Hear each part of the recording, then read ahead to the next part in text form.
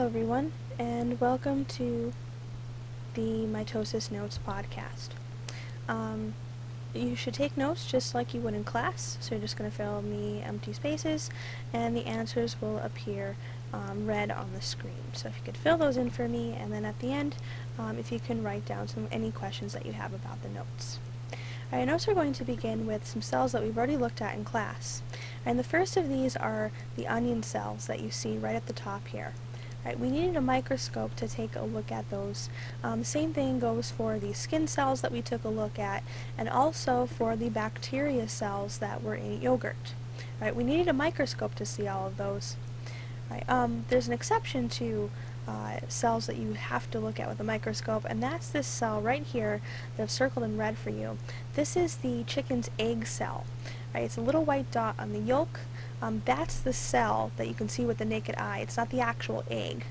But other than that, every other cell that you could possibly think of, you really need a microscope to see them. So what's up with that?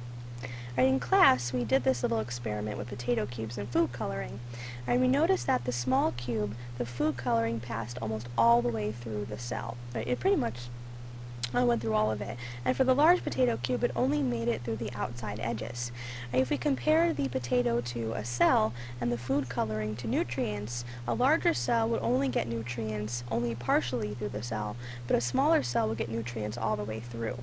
So because of that, cells tend to be small because otherwise it would take too long for nutrients to get into the cell and for waste to get out of the cell.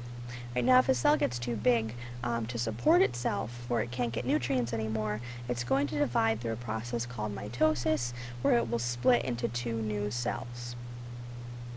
Right, now, there's other reasons for cells to divide other than keeping them small.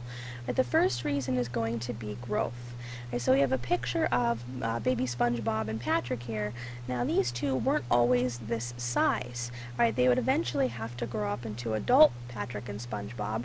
Right, and they did that by their cells going through cell division and making more cells so that they grew in size. Right, the second reason is to replace older damaged cells. So unfortunately, this cute little kitty has a broken leg, so he's in a cast. Right, and what you can see is inside of its leg, its bone is actually creating new bone cells to replace the damaged ones and to fix the bone, to repair it. Right, now, not all cells are going to divide at the same rate. Something like skin cells, which go through a lot of wear and tear, are going to be replaced quickly. So they have to go through cell division a lot, usually every 1 to 3 days. Right, now, for a cell that is more long-term, like your brain cells, which are shown here, are neurons, right, these rarely divide. And when they do, they take a very long time. Right, now, there are cells in the body that when they divide have the ability to become almost any type of cell in the body. So skin cells become skin cells, but these type of cells can become almost anything, and they're called stem cells.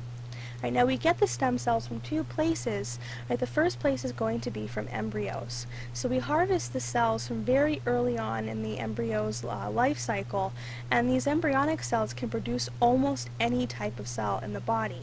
Right, but because you have to harvest them from the embryo, you kill the embryo in the process. And because it would kill a human life, the Church does not support this type of stem cell. Right, now, the second place we get them from is adult stem cells. Right, and these cells usually come from bone marrow or from umbilical cord blood. Right, now, these cells are a little more limited in the types of body cells they can make. So they're not quite as versatile as embryonic cells would be, but they're still incredibly useful, and because no human life is harmed, the Church supports these types and research into adult stem cells. Right, now, for a cell's normal life span, it is in a phase called interphase. So the cell's not dividing, it's just doing its normal cell functions like making proteins. And you notice that in the nucleus, it's kind of fuzzy there. Right, and what you're seeing is the DNA that's stored in this loose mass of strands called chromatin, which we saw in the last chapter. Right, now, when the cell is ready to divide, what it does, it'll make a copy of its DNA. It's also going to make copies of make more organelles so that both cells have enough. Right, now all of that extra DNA in long strands, like it would be in chromatin, is really hard to move around. So the DNA is going to be compacted into these structures called chromosomes. Right, so we can think of chromatin as all of the DNA strands sort of loosely held together like this mess of yarn here. And when the cell is ready to divide, it's going to be compacted or wound together into structures called chromosomes, like these skeins of yarn here. Right, now when we look at chromosomes under a microscope, we stain them, and you'll see these banding patterns on them. And each of these bands is an individual gene. Right, so if we take a look at the bands here, that would be a gene, and this would be a gene, and that would be a gene. So all those bands are individual genes. And if you remember, a gene is just a segment of DNA that's going to code for a particular trait or characteristic. Right, now, in interphase, we copy the DNA, so that means that we have the original chromosome, the original compacted DNA, and we also have its copy. Now, when they're together in a pair, right, they're called sister chromatids. And usually you see these sister chromatids in this X shape. And they're held together at a point near this, kind of near the center of the chromosomes, called the centromere. So I've shown you that particular point by this gray dot. Right, so when you see chromosomes, we're going to take a look at these under human chromosomes under an electron microscope. You can see the X shape. Right here in the middle are some sister chromatids. Right, the one on the left would be the original chromosome, and then you would also have the copy on the right. So you're going to see that X shape a lot. Right, now every organism has a certain number of chromosomes in each of its cells. Right, I want you to take a moment, pause the video, and see if you can guess which of these has the most. If you guessed humans, I'm sorry, you are wrong. It is actually the goldfish. Okay, and that lettuce there has 18 chromosomes and mosquitoes have 6. Okay, so just because you have a lot of chromosomes doesn't make you more complex. It's all about the genes you have. Right, now, we saw that humans have 46 chromosomes. Right, believe it or not, at one point in your life, right, you were a single cell. Alright, and that first cell had 46 chromosomes. It gave rise to all the other cells in your body, but those original 46 came from mom and they came from dad. Okay, so you got 23 chromosomes from your mother, and then you got 23 chromosomes from your father. So essentially, you have 2 sets of 23 chromosomes. Right, this idea is going to become important when we do the next chapter, which is meiosis. So kind of keep that in the back of your head for now. Right, now a cell with a full set of both sets of chromosomes from mom and dad is called a diploid cell. So for human that would be 46. And we represent that by 2n.